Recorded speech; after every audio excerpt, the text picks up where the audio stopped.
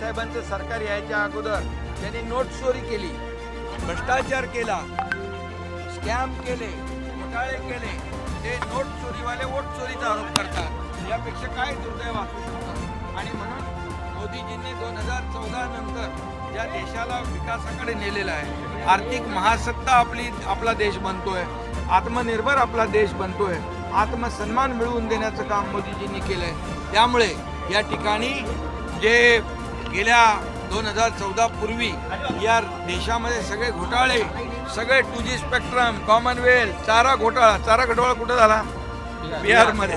त्यामुळे तिथल्या जनतेने ठरवलेलं आहे की NDA सरकार येणार आणि या ठिकाणी हे हरण्याचं जे ग्राउंड तयार करतात, वोट चोरी करून त्यांनी पराभव मान्य केलेला आहे आणि या पराभवाचं कारण ते शोधतात, त्याचं एक ग्राउंड तयार करतात आणि म्हणून त्यांची हार जी आहे ती 100% ठरलेली आहे. जेव्हा ते जिंकतात तेव्हा सांगतात सगळं बरोबर आहे, इलेक्शन कमिशनचा निर्णय बरोबर, वोटिंग मशीन बरोबर. हरल्यावर सांगतात हे चुकीचं आहे, हे याच्यामध्ये भ्रष्टाचार झाला आहे, वोटिंग मशीन खराब आहे, EVM खराब आहे, त्याच्यामध्ये निवडणूक आयोग खराब आहे. आणि म्हणून मी एवढंच सांगतो, त्यांनी वोट चोरीचा शोध कर्नाटकमध्ये घेतला पाहिजे, वोट चोरीचा शोध तेलंगणामध्ये घेतला पाहिजे.